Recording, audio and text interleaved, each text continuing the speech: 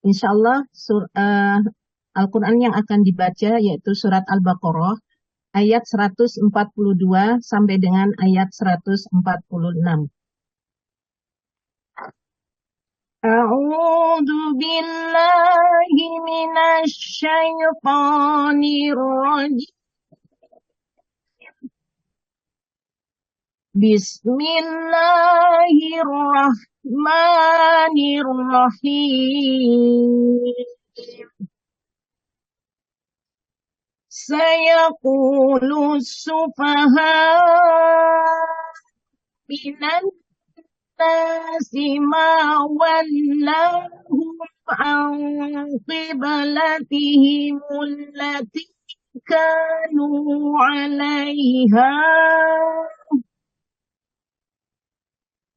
قل لله المشرق والمغرب يهدي من يشاء إلى صراط مستقيم وكذلك جعلناكم أمة وسطا لتكونوا شهداء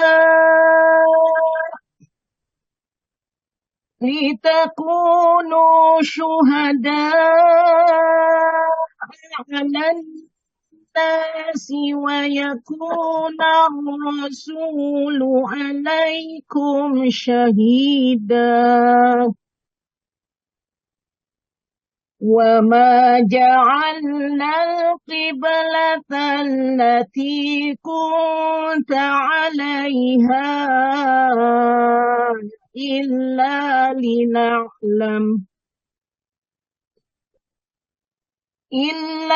لنعلم من يتبع الرسول ممن ينقلب على عقبيه وإن كانت لكبيرة إلا على الذين هدى الله وما كان الله ليضيع إيمانكم إن الله بالناس لرؤوف رحيم قد نرى تقلب وجهك في السماء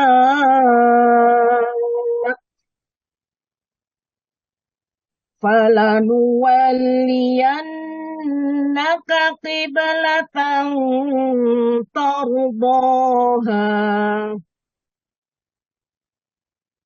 فول وجهك شطر المسجد الحرام وحيث ما كنتم فولوا وجوهكم شطره وإن الذين أوتوا الكتاب ليعلمون أنه الحق من ربهم وما الله بغافل عما يعملون ولئن أتيت الذين أوتوا الكتاب بكل آية ما تبعوا قبلتك وما أنت بتابع قبلتهم وما بعضهم بتابع قبلة بعض ولئن اتبعت أهواءهم من بعد ما جاءك من العلم من بعد ما جاءك من العلم إنك إذا لمن الظالمين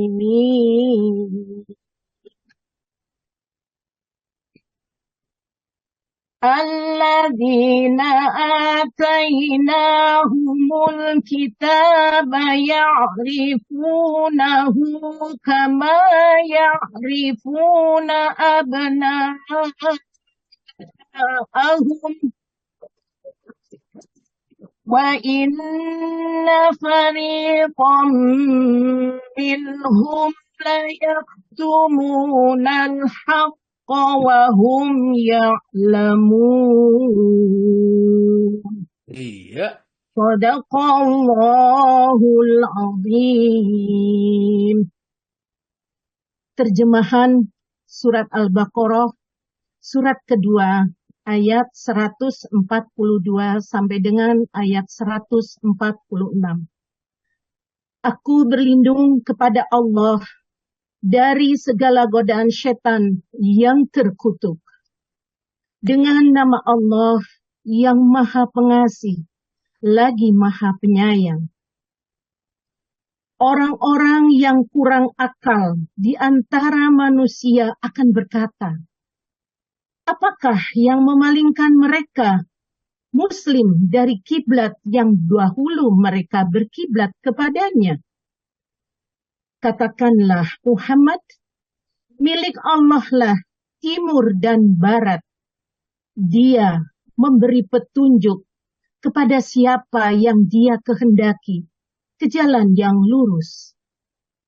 Dan demikian pula kami telah menjadikan kamu umat Islam, umat pertengahan, agar kamu menjadi saksi atas perbuatan manusia dan agar Rasul Muhammad menjadi saksi atas perbuatan kamu. Kami tidak menjadikan kiblat yang dahulu kamu berkiblat kepadanya, melainkan agar kami mengetahui siapa yang mengikuti Rasul dan siapa yang berbalik ke belakang. Sungguh, pemindahan kiblat itu sangat berat, kecuali bagi orang yang telah diberi petunjuk oleh Allah. Dan Allah tidak akan menyia-nyiakan imanmu. Sungguh, Allah Maha Pengasih, Maha Penyayang kepada manusia. Kami melihat wajahmu, Muhammad, sering menengadah ke langit. Maka akan kami palingkan engkau ke kiblat yang engkau senangi. Maka hadapkanlah wajahmu ke arah Masjidil Haram. Dan di mana saja engkau berada, hadapkanlah wajahmu ke arah itu. Dan sesungguhnya orang-orang yang diberi kitab, Taurat, dan Injil tahu bahwa pemindahan kiblat itu adalah kebenaran dari Tuhan mereka. Dan Allah tidak lengah terhadap apa yang mereka kerjakan.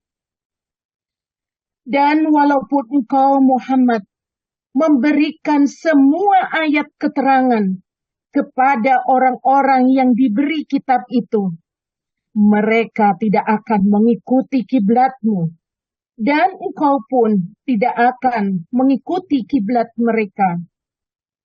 Sebagian mereka tidak akan mengikuti kiblat sebagian yang lain.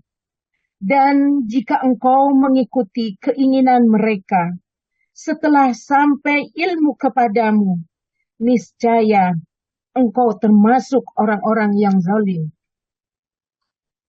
Orang-orang yang telah kami beri kitab, Taurat dan Injil, mengenalnya Muhammad, seperti mereka mengenal anak-anak mereka sendiri. Sesungguhnya sebagian mereka pasti menyembunyikan kebenaran, padahal mereka mengetahuinya. Maha benar Allah dengan segala firman-Nya. Dialah yang Maha Agung. Assalamualaikum Alhamdulillah. warahmatullahi wabarakatuh. Waalaikumsalam warahmatullahi wabarakatuh. Terima kasih Bu Lina, luar biasa sekali. Memang karunia Allah itu diberikan kepada siapa saja yang digendakinya oleh Allah Ta'ala. Dan tidak ada protes, kita tidak boleh protes. Saya misalnya tidak diberi suara seperti yang dikaruniakan oleh Allah. Bu Lina kalau baca Al-Quran, Masya Allah, luar biasa sekali. Ya, mudah-mudahan yang belajar ini, yang Barat Taksin semua ini, yang masih mudah-mudahan akan bisa mencapai, bahkan bisa mungkin melebihi lah ya. Karena bukan tidak mungkin, yang lain pun juga akan diberikan. Ya seperti saya sebenarnya juga kalau mau belajar mungkin bisa, tapi rasanya sudah tua itu gorokannya kok lain. Di dalamnya itu kelihatannya memang tidak sama. Baiklah, ayat-ayat yang diterangkan itu adalah awal juz 2 ya, di dalam Al-Quran ini, surat Al-Baqarah ini ayat yang ke-40, 142 sampai 146 itu ada ayat-ayat yang menunjukkan bahwa Rasulullah itu memang Nabi yang diutus di akhir zaman. Ini sesuai yang diceritakan oleh Allah ya, di dalam kitab Taurat mereka, kitabnya orang Yahudi, dan kitab Injil mereka, kitab Nasrani. Mereka mengerti Nabi akhir zaman itu nanti kalau sholat menghadap dua kiblat, yaitu pertama menghadap ke Masjidil Aqsa, kemudian kembali menghadap ke Masjidil Haram. Tatkala Rasulullah berada di Mekah, maka Rasulullah bisa menghadap sholat itu langsung ya, menghadap Masjidil Haram, ya, maka itu kemudian tembus ke Masjidil Aqsa. Setelah pindah ke Madinah, maka Rasulullah tidak bisa lagi sholat itu. Kalau sudah menghadap ke Masjidil Aqsa, tidak bisa menghadap Masjidil Haram karena mungkin berbelan yang satu timur, yang satu barat, atau selatan ya. Karena tidak bisa, itulah akhirnya Rasulullah mohon kepada Allah supaya kiblat itu dikembalikan lagi. Kiblatnya Nabi Ibrahim alaihissalam, yaitu menghadap ke arah Baitullah atau Ka'bah. Ya. Setiap Rasulullah sholat melihat ke atas, ya, mohon kepada Allah kemudian diturunkan wahyu ya yang memerintahkan kembali kepada Masjidil Haram ya, kepada Ka'bah ini. Selama 18 atau 17 bulan Rasulullah itu ya berdoa seperti itu, mohon kepada Allah selalu ke atas. Qatana taqalluba wajhika bersama. Sungguh aku telah melihat engkau wahai Muhammad ya, wajahmu berkali-kali mendongakkan ke atas. Maksudnya berdoa kepada Allah, mohon supaya kiblat itu dipindahkan, ya. Akhirnya oleh Allah juga dipindahkan, falan waliyanaka kiblataka, ya. Maka sungguh kami akan palingkan kiblat itu pada kiblat yang kau ridhoi, ya, yang kau senangi, ya. Akhirnya dipindahkan. Orang-orang mengatakan, ya, saya kulusufa, orang yang tidak punya akal itu, ya opo ini kok bisa Muhammad itu kok lincah-linci. Dulu menghadap kepada Masjidil Aqsa, ya sekarang kok Masjidil Haram. Padahal sebenarnya ahli kitabnya itu sudah mengerti itu. Tapi kebenaran itu disembunyikan. Maka ayat 40-nya, wa in ataita alladziina utul kitaba bikulli ayatin. Ya. Kalau orang yang diberikan kitab itu, kamu jelaskan segala macam. Ya, bentuk penjelasanmu bahwa perpindahan kiblat itu Allah yang menentukan. Maka mata kiblatak, mereka tidak akan mau mengikuti. Karena mereka menganggap bahwa Nabi Muhammad itu ya sudah tidak benar lagi katakannya, tidak konsekuen gitu. Wa ma'anta bitabi'in kiblatahum, dan mereka pun tidak akan mengikuti kiblat mereka karena sudah diperintah oleh Allah menghadap Masjidil Haram. Wa ma ba'dukum bitabi'in kiblatah, dan sebagian mereka tidak akan mengikuti kiblat batin sebagian yang lain. Jadi tidak mungkin Nabi kita mengikuti kiblatnya orang Yahudi juga tidak akan mau kalau disuruh berkiblat dengan kiblat Nabi Muhammad ya. Di ujung ini yang perlu diperhatikan, ayat ini umum berlaku pada siapapun. Wala ini tak ahwaahum. Kalau kamu tetap mengikuti keinginan mereka ya, menghadap kepada kiblatnya mereka, padahal kamu ngerti kamu sudah diperintahkan oleh Allah yang menghadap Masjidil haram. Wala ini tabata ahwa'ahum, kalau kamu tetap mengikuti hawa nafsu mereka atau keinginan mereka, mimba'di ma ja'a kal minal ilmi, setelah kamu punya ilmu. Artinya orang itu kalau sudah punya ilmu gak boleh ikut-ikutan kalau beribadah. Jadi kalau sudah diketahui bahwa itu bukan ibadah, ya, itu ada tradisi kebiasaan orang yang bukan Islam, itu gak usah dipakai itu, ya. Tapi mereka ngotot ini, ya. Wala ini tabakta ahwa'ahum min ba'di ma ja'aka minal ilmi innaka idzal laminadh dhalimin, kamu zalim gitu. Jadi kalau orang sudah ngerti bahwa ini perbuatan bid'ah, ini perbuatan yang dilarang oleh Allah, ini tidak ada tuntunannya, kok ngotot, ya? Karena khawatir izin sungkan misalnya, kata Allah, innaka idzal laminadh dhalimin, kalau begitu kamu ya orang zalim. Nah, sudah tahu kebenaran tidak diikuti oleh yang benar. Bahkan di dalam surat An-Nisa, surat nomor 4 ayat yang ke-115, itu kalau kita sudah mengerti ajaran yang benar dari Rasul benar, tapi kok masih mengikuti ajaran yang bukan ajaran Rasul, dibiarkan mereka tersesat dan dimasukkan neraka jahanam. Monggo Pak Tomo dibaca ayat yang ke-115, suratnya surat nomor 4. Monggo Pak. Dan barang siapa yang menentang Rasul sesudah jelas kebenarannya baginya, dan mengikuti jalan yang bukan jalan orang-orang mukmin, kami biarkan ia leluasa terhadap kesesatan yang telah dikuasainya itu. Dan kami masukkan ia ke dalam jahanam, dan jahanam itu seburuk-buruk tempat kembali. Iya, sudah punya ilmu dikandani, ini bukan ajaran Islam, ini bukan tuntunan, tidak apa-apa, ini tidak apa-apa. Maka di sini disebutkan, wa mayusakiki rasulah, barang siapa menentang, atau belot gitu ya, menentang Rasul, ya, mimba di mata bayana lahuluda, setelah petunjuknya itu sudah jelas datang. Ini petunjuk Rasulullah ini, ya, kalau zikir begini, kalau amalan begini, kalau ada orang mati itu begini caranya, nggak ada. Ya, talqin di kuburan itu tidak pernah diajarkan. Kita ajarkan saja, kita lakukan, ya, kita lakukan mungkin 3 hari, 7 hari, 20 hari dan seterusnya itu. Padahal tidak ada. Dan kalau diingatkan, dia malah menentang. Ya. Maka dari itu di dalam ayat itu, wa mayusakiki rasulah, barang siapa menentang kepada Rasul, mimba di mata bayana huda, setelah petunjuknya sudah jelas datang dari Rasul, petunjuk yang benar.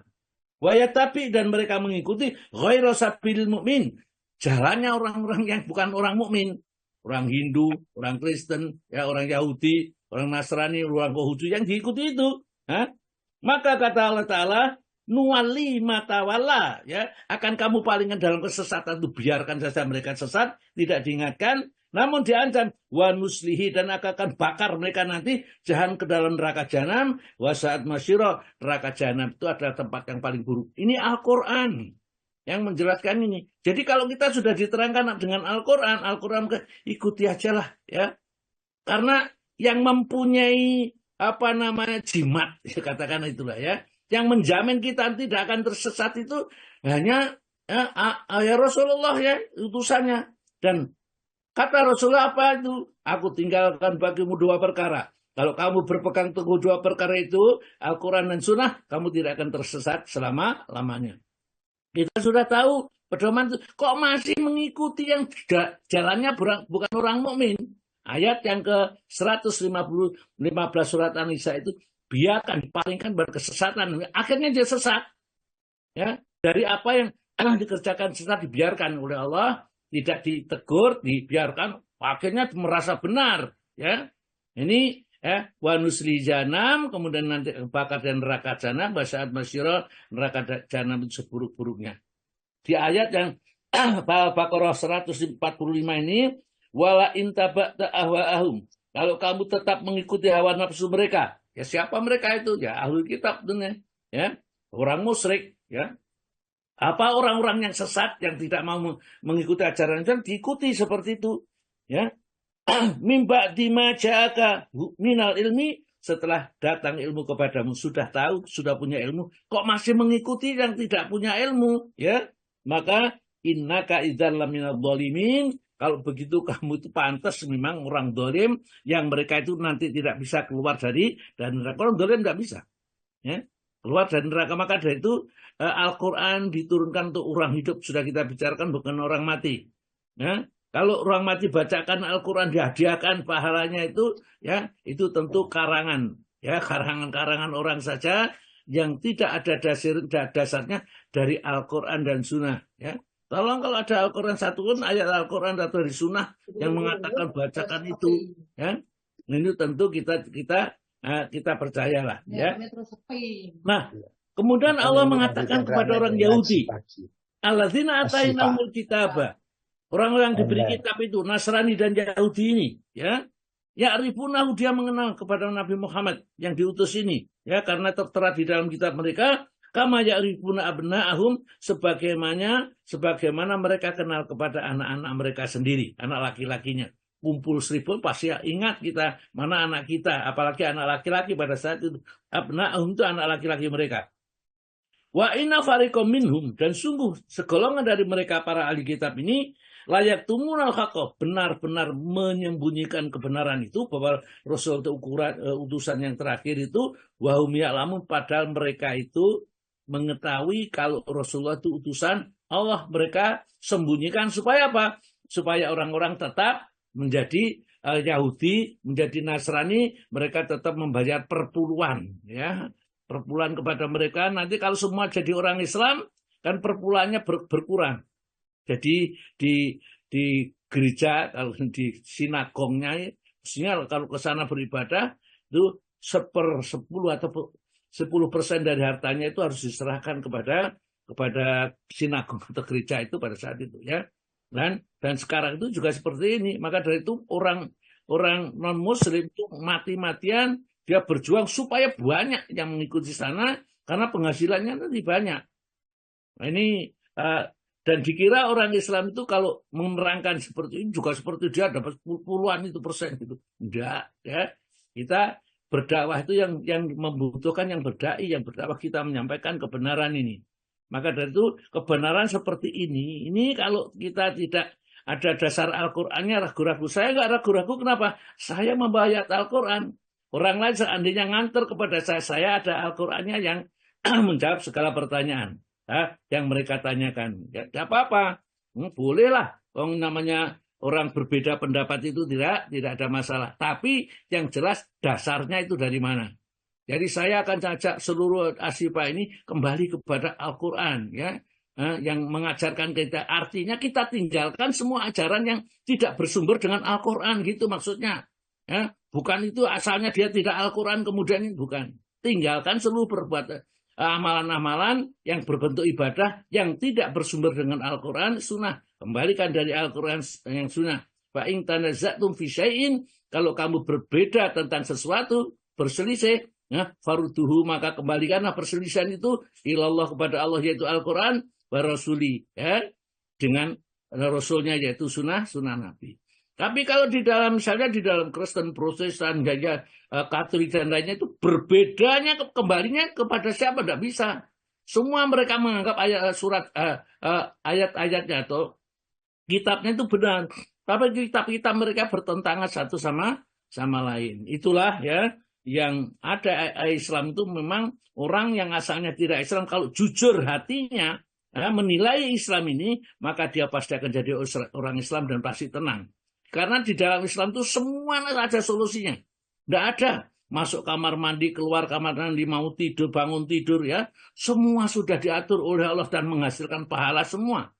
Itulah sebabnya bahwa Islam itu adalah semuanya nanti akan masuk surga, ya. Kecuali orang yang berdosa besar dan tidak bertobat ini, dengan keadilan Allah nanti akan dilemparkan ke dalam neraka dan dimatikan oleh Allah Ta'ala, ya, mereka ini, ya, setelah mati sekian tahun diambil, ya, dalam sebuah hadis sahih yang diriwayatkan Imam Muslim.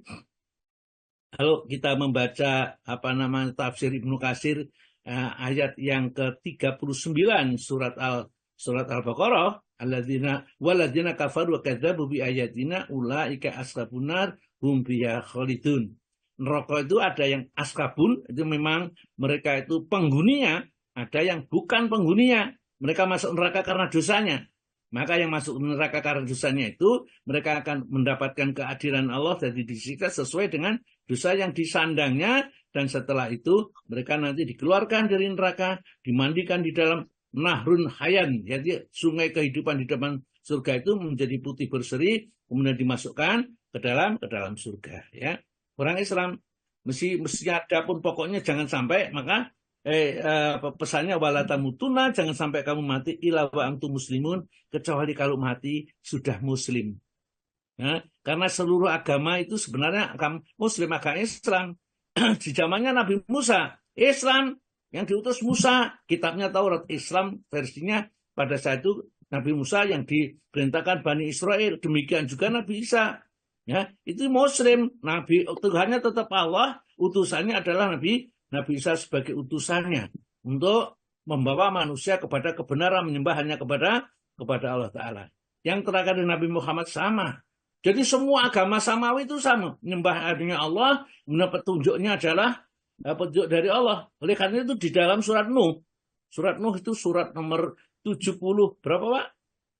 1. Ya. Surat nomor 71, ayatnya ayat yang kedua. Ya. Ya. Monggo Pak tolong dibaca surat Nuh ayat yang kedua. Nuh berkata, wahai kaumku, sesungguhnya aku adalah pemberi peringatan yang menjelaskan kepada kamu. Terus? Yaitu sembahlah olehmu Allah, bertakwalah kepadanya, dan taatlah kepadaku. Terus satu lagi. Niscaya Allah akan mengampuni sebagian dosa-dosamu dan menangguhkan kamu sampai kepada waktu yang ditentukan. Jadi Nabi Nuh itu adalah pertama kali orang menyembah berhala. Patung-patung itu. Ya. Oleh karena mereka sudah keterlaluan, diutuslah Nabi Nuh. Rasul pertama kali yang diutus di muka bumi ini. Supaya membebaskan manusia daripada kesyirikan menyembah patung. Ya. Inna arsalna Nuhan, sesungguhnya kami telah mengutus Nuh, Nabi Nuh itu, ila qaumihi, kepada kaumnya. Ya, isinya perintah dari Allah, an-angdir kaum, maka peringatkan kaum itu. Mingko beli ayat yahum, sebelum mereka itu kedatangan adzabun alim, siksa yang pedih. Langsung disambut oleh Nabi Nuh. Ya, qala Nabi Nuh berkata kepada kaumnya, ya qaumi wahai kaumku, inilakum nadhirum mubin, aku memberi peringatan kepada kalian, peringatan yang nyata untuk menyelamatkan kalian. Isinya peringatan apa? Anibudullah, sembahnya Allah saja, jangan menyembah patung. Sampai sekarang setiap Rasul itu memerintahkan jangan sampai menyembah kecuali Allah. Tapi kenapa mereka jadi menyembah Yesus, menyembah yang lain? Mesti salah. Mesti itu bukan agama dari Allah Ta'ala. Sama Nabi Ibrahim, ya, Nabi Ismail, Nabi Yusuf, semua menyembah kepada Allah dan mengikuti utusannya. Ya, anibudullah, sembahlah Allah, wattaquhu, bertakwalah kepadanya, wa'ati'un, ya, dan ikuti aku. Cara beribadah itu tidak ada yang benar kecuali ibadah yang dicontohkan oleh Rasulnya. Demikian juga kita. Sholat misalnya, atau apa saja akidah, akhlak dan lain-lainnya, ikuti contoh Rasulullah. Bukan yang lain contohnya. Itu pasti menuju kepada hadza siratal mustaqimah fattabi'uhu. Itulah jalan yang lurus, ikutilah ya dia jalan yang lurus, yakni Islam ini, ya. Jadi anibudullah, sembahlah Allah, ya, wattaqu, bertakwalah kepadanya, wa atiuni, caranya mengikuti Nabi Nuh, ya, mengikuti aku di zaman Nabi ini. Apa yang diberikan kalau mereka taat kepada Allah, ya, kemudian menyembahnya kepada Allah, mengikuti tuntunan Nabi Nuh, yaghfir lakum min dzunubikum, ya, Allah akan mengampuni dosa-dosanya. Sebagai dosa-dosa itu, wayu akhirkum ila ajalin musamma, dan kamu umurnya akan dipanjangkan sampai batas waktu yang ditentukan di dalam Lauhil Mahfuz, ya, karena umatnya Nabi Nuh itu panjang-panjang ini, ya. Inna ajalallah, sesungguhnya ajal Allah itu idza jaa, kalau sudah datang, la yu'akhir, tidak bisa ditunda, ya. Kemudian laukum ta'lamun, kalau kamu mengetahui tentang ajal seperti itu. Ya, baiklah, alhamdulillah, ya. Kita masuk kepada fikih. Ini tauhid itu memang harus kita tanamkan, ya. Kita ibadah kepada Allah. Kenapa saya mengambil fikih sunnah itu? Paling tidak kita kembali kepada sunnah-sunnah, meskipun nanti, ya, akan saya terangkan ada perbedaan-perbedaan Ya, jadi misalnya di fikih ini dibolehkan, tidak diperbolehkan, padahal di fikih-fikih yang lain yang sudah diteliti lebih tinggi tidak ada masalah, ya, begitu. Oleh karena itu jangan terlalu fanatik, ya. Jadi nanti kita ingat kalau fanatik kepada Al-Quran dan Sunnah saja, ya, jangan fanatik buku, jangan fanatik guru, jangan fanatik siapapun. Jadi kalau misalnya saya terangkan, ini di sini tidak boleh orang yang junub itu tidak boleh nyentuh Quran, baca Quran. Padahal ada beberapa hadis yang cukup sahih yang menerangkan bahwa tidak masalah. Dan ternyata setelah diteliti yang melarang itu hadisnya tidak sahih. Ya harus saya sampaikan. Mau diterima monggo, gak mau diterima juga tidak ada masalah. Yang penting saya akan menyampaikan ini, dan ini sebagai cakrawala pembuka dari pandangan-pandangan kita tentang fikih. Fikih itu dengan banyak jalannya. Tapi saya menggunakan fikih sunnah. Ya, fikih yang dasarnya adalah sunnah Nabi semuanya. Monggo Pak Tomo dibaca mandi. Mandi. Mandi artinya ialah meratakan air ke seluruh tubuh. Mandi itu disyariatkan berdasarkan firman Allah Ta'ala dalam surat Al-Maidah ayat ke-6. Dan jika kamu junub, hendaklah bersuci. Terus? Dan firman-Nya pula, yang artinya dalam Al-Baqarah 222, mereka bertanya kepadamu tentang haid. Jawablah bahwa itu adalah kotoran. Dari itu hendaklah jauhi perempuan di waktu haid, dan jangan dekati mereka hingga suci. Maka bila mereka telah suci, boleh kamu mencampuri mereka sebagai perintah Allah. Sungguh Allah mengasihi orang-orang yang bertobat dan mengasihi orang-orang yang suci. Ya. Jadi dasarnya mandi itu adalah wa in kuntum junuban. Kalau kamu junub, orang itu dikatakan junub kalau berkumpul suami istri, itu namanya junub. Ya, atau keluar mani, itu namanya junub. Atau orang haid, itu namanya junub. Wa in kuntum junuban, kalau kamu junub, fataharu, maka kamu bersucilah, maksudnya mandilah di sini. Jadi mandi itu persyaratan sholat, itu harus suci dari hadas besar dan hadas kecil. Kalau hadas kecil itu dengan wudu, hadas besar itu dengan mandi, ya. Dan firman Allah, wa yas'alunaka, dan mereka bertanya kepadamu wahai Rasul, anil mahid, tentang haid. Ya, ini perempuan itu harus perhatikan tentang haid, ya. Kul, katakanlah, ya. Jelaskan oleh Allah, huwa, haid itu, datang itu, ada, itu penyakit saja, ya, penyakit yang ada pada manusia yang secara sunnah, ya, fitrah seperti itu. Fa'tajirun nisa'a, maka jauhilah wanita, istri-istrimu itu fil mahid, dalam keadaan haid. Artinya pada saat menstruasi tidak boleh dicampuri. Kita tidak boleh mencampur suami istri kalau istri kita sedang menstruasi, tidak boleh. Karena itu penyakit, itu membahayakan. Ada yang berriwayat itu bahwa dajjal itu adalah anak yang dilahirkan setelah 40 tahun si wanita itu tidak bisa melahirkan anak, kemudian pada setan itu suruh ngumpuli, ternyata setelah dikumpuli lahir dajjal. Itu riwayat, ya, bukunya namanya buku Dajjal itu, ya. Itu entah benar atau tidak, saya tidak melihat hadisnya yang menerangkan, tapi ceritanya seperti itu. Wala taqrabuhunna, jangan kamu dekati mereka, maksudnya jangan kamu campuri mereka. Istri-istri yang sedang menstruasi tidak boleh dicampuri. Semua yang ada di tubuh istrinya boleh dinikmati, boleh dicium, boleh apa saja, kecuali kemaluannya. Ya, kemaluannya tidak boleh, ya, dilarang. Oleh karena itu, kalau Siti Aisyah sedang menstruasi dan giliran Rasulullah di rumahnya anak Siti Aisyah, maka dia itu dirapeti, ya, dia pakai katok atau celana pendek barangkali atau apa, dirapeti, ditutup, ya. Yang lain tidak apa-apa, ya, dinikmati boleh kecuali kemaluannya itu. Kata yadhar, sampai mereka mandi, ya, mereka suci, maksudnya suci setelah mandi. Baru kalau suci dan sudah mandi boleh dikumpuli. Kalau belum mandi tidak boleh dikumpuli, ya. Sucinya itu ditandai dengan mandi. Jadi jangan sampai kita nyolong gitu, ya. Jadi sudah suci pura-pura gak suci, ya, atau belum suci kita bilang sama suami sudah suci, ya, supaya apa? Saya bisa kumpul, tidak boleh ini, ya. Wa idza tatoharna, kalau sudah suci, bersih dan sudah mandi, waktuhunna, maka datanglah campurlah istrimu itu min haitsu amarakumullah, di jalan di mana kamu diperintahkan oleh Allah. Maksudnya di kemaluannya.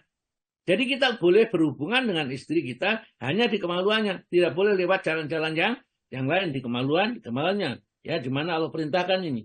Innallaha, sesungguhnya Allah yuhibbut tawabina, menyukai orang yang bertobat, wa yuhibbul mutatahhirin, dan menyukai orang yang menyucikan dirinya.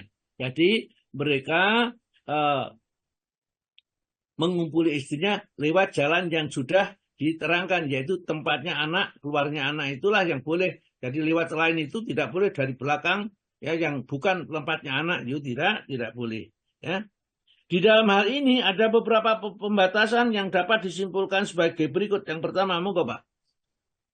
Dalam hal ini ada beberapa pembahasan yang dapat kita simpulkan sebagai berikut. Yang mewajibkannya, mandi itu diwajibkan disebabkan 5 perkara. Ya. Pertama, keluar mani disertai syahwat, baik di waktu tidur maupun bangun, dari laki-laki atau wanita. Ini merupakan pendapat para fuqaha umumnya berdasarkan hadis Abu Sa'id, yang artinya telah bersabda Rasulullah SAW, air itu disebabkan oleh air. Ya itu saja dulu ya. Jadi mandi itu karena keluarnya mani, baik laki-laki maupun perempuan yang sudah mengeluarkan sudah bisa mengeluarkan mani, karena masih kecil tidak ya. Kalau keluar mani ini, apakah dengan senggama atau membayangkan sesuatu yang sangat erotis begitu, kemudian dia keluar mani, maka dan itu disertai dengan rasa nikmat, ada rasa nikmat, maka itu wajib mandi, hukumnya wajib mandi. Ya. Kumpul suami istri juga wajib mandi. Bermimpi dengan akhirnya keluar itu juga wajib mandi, karena Rasulullah mengatakan al-ma'u minal ma'i, air, maksudnya mandi itu minal ma'i, dari air, karena keluarnya air maka dia wajib mandi. Kalau nggak keluar air maka tidak wajib mandi, meskipun mimpi basah, nggak mimpi kumpul itu ya, mimpi basah istilahnya. Kemudian kalau kita tidak keluar mani, tidak wajib mandi. Itu yang harus kita ketahui. Kalau keluar mani wajib mandi. Ya. Kalau ada tanda-tanda keluar tapi kita tidak merasakan, tetap wajib mandi, karena kita mimpi tapi kita tidak sadar. Tidak mungkin keluar mani itu begitu saja kecuali orang sakit. Ya, monggo terus Pak. Dari Ummu Salamah radhiyallahu anha, yang artinya bahwa Ummu Sulaim berkata, ya Rasulullah, sesungguhnya Allah tidak malu mengenai kebenaran. Wajibkah perempuan itu mandi bila ia bermimpi? Ujar Nabi, ya, bila ia melihat air. Ya, terus Pak. Di sini ada beberapa persoalan yang sering terjadi dan hendak kami kemukakan karena diperlukan. 1. A. Bila mani itu keluar tanpa syahwat, tetapi karena sakit atau dingin, maka tidaklah wajib mandi. Ya, jadi meskipun keluar mani, tapi tidak ada disertai syahwat, rasa nikmat begitu, maka tidak wajib mandi. Karena ini bukan mani yang dihasilkan mandi. Karena mani yang keluar karena sakit atau penyakit, suasana dingin, atau orang yang tidak sedang sehat. Ya, terus ini Pak. Dari hadis Ali Ronan, ia berkata, yang artinya bahwa Rasulullah SAW bersabda, bila air itu terpancar keras, maka mandilah. Ya, jadi terpancar keras itu maksudnya keluar mani yang memancar, ya, nyemprot gitu. Kalau enggak, meleleh begitu saja, maka tidak wajib mandi. Terus Pak. Berkata Mujahid, sementara kami, sahabat-sahabat Ibnu Abbas, yakni Tawus, Sa'id, Jubair, dan Ikrimah, duduk melingkar di dalam masjid. Sementara Ibnu Abbas sedang berdiri sembahyang. Tiba-tiba muncullah di hadapan kami seorang laki-laki yang bertanya, adakah di antara tuan-tuan yang dapat memberi fatwa? Silahkan menanya, ujar kami. Katanya, setiap saya kencing selalu diiringi oleh air yang terpancar. Apakah air yang menjadi asal kejadian anak? Tanya kami pula. Benar, ujarnya. Kalau demikian Anda wajib mandi, ujar kami. Demikianlah laki-laki itu berpaling, sedang rupanya ia tidak puas. Sementara itu Ibnu Abbas menyegerakan sholatnya, lalu mengatakan kepada Ikrimah supaya memanggil orang itu kembali. Ketika orang itu sedang berbalik, Ibnu Abbas pun bertanya kepada kami, apakah fatwa yang Tuhan berikan kepada laki-laki ini berlandaskan kitabullah? Ujar kami, tidak. Atau mungkin dari Rasulullah SAW? Tanyanya pula, tidak, ujar kami lagi. Ataukah dari sahabat Rasulullah SAW? Juga tidak. Kalau begitu, dari mana? Dari hasil pikiran kami sendiri. Maka katanya lagi, itulah sebabnya Rasulullah SAW bersabda, seorang ahli hukum lebih berat bagi setan daripada 1000 orang ahli ibadah. Dalam pada itu laki-laki tadi pun tiba-tiba kembali, maka Ibnu Abbas pun menghadapkan pertanyaan kepadanya. Bagaimana perasaanmu bila demikian itu terjadi? Apakah disertai oleh syahwat pada kemaluanmu? Ujarnya tidak. Tanya Ibnu Abbas lagi, apakah kau merasakan kelesuan dari tubuhmu? Maksudnya pada tubuhmu?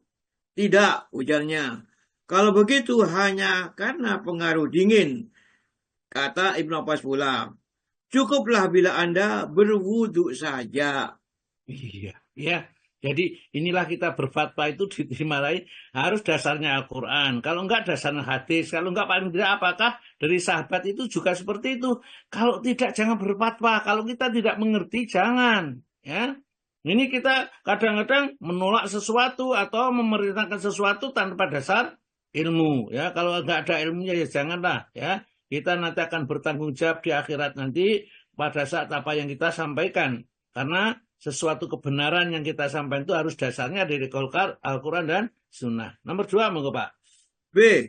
Bila seseorang bermimpi tetapi tidak menemukan mani, maka ia tidak wajib mandi. Berkata Ibnu Munzir, menurut ingatan saya, hal ini disepakati ijma oleh ahli-ahli ilmu. Dan dalam hadis Ummu Sulaim yang lalu, wajibkah perempuan itu mandi bila ia bermimpi? Ujar Nabi ya, bila ia melihat air. Ada petunjuk bahwa bila ia tidak melihatnya, maka tidaklah wajib. Tetapi seandainya mandi itu keluar setelah bangun, maka ia wajib mandi. Ya, ini penting ya diketahui. Kalau kita merasa mimpi, tapi kita tidak keluar mani, maka kita tidak dianjurkan atau diwajibkan untuk mandi. Kalau kita melihatnya, maka kita wajib mandi.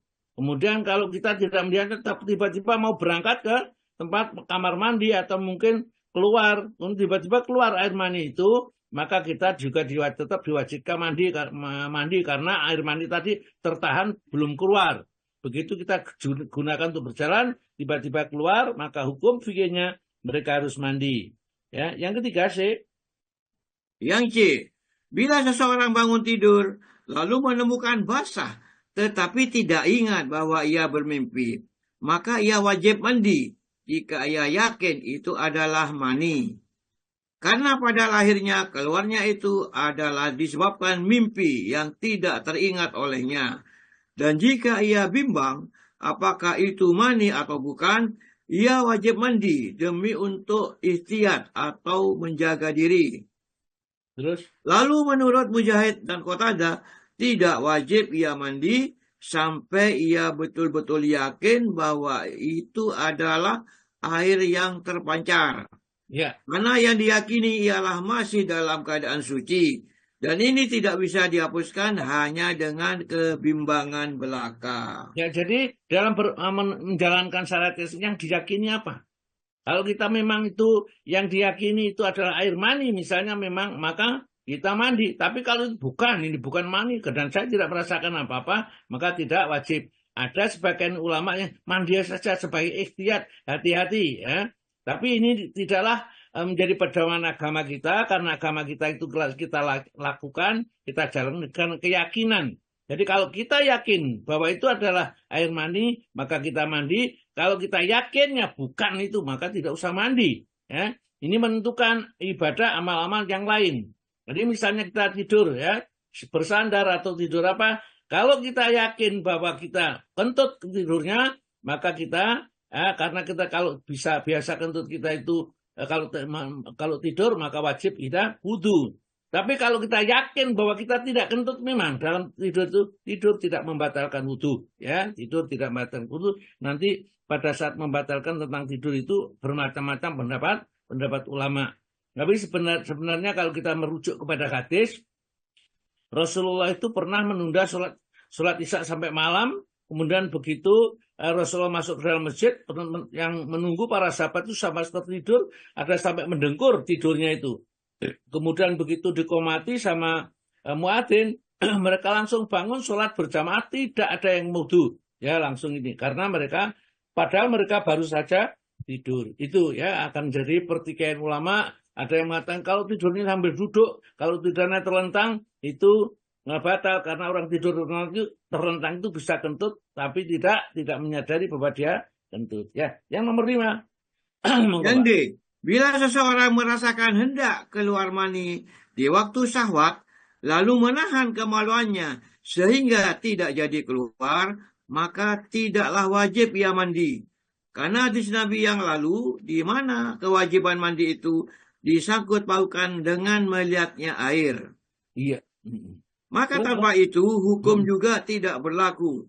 Tetapi seandainya ia berjalan lalu keluar, maka wajiblah ia mandi. Iya, ya. Jadi gitu. Terus, baiklah, sementara sampai ini kita lanjutkan nanti pada yang kedua, pada pertemuan besok, terakhir besok itu, ya, dan membahas seluruhnya, termasuk hal-hal yang terlarang bagi orang yang junub itu apa saja. Jadi supaya kita tahu nanti itu, supaya kita ngerti hukum ini, fikih itu penting sekali, karena ini adalah intinya ibadah kita kepada Allah dengan fikih, ya. Mestinya Quran ini yang sebenarnya sudah cukup, tapi harus ada fikihnya. Jadi ini sebenarnya diperintahkan, perintah itu wajib atau sunnah, yaitu di fikih, makruh itu di fikih. Kalau Al-Quran yang dilarang, dikerjakan, ya, kalau diperintah untuk meninggalkan, tinggalkan gitu saja. Tapi di fikih ini akan dirinci berdasarkan bagaimana keterangan Nabi itu menerangkan hukum-hukum yang ada di dalam agama Islam. Baiklah, saya kembalikan kepada Bu siapa ya? Seperti Bu Lina ya, yang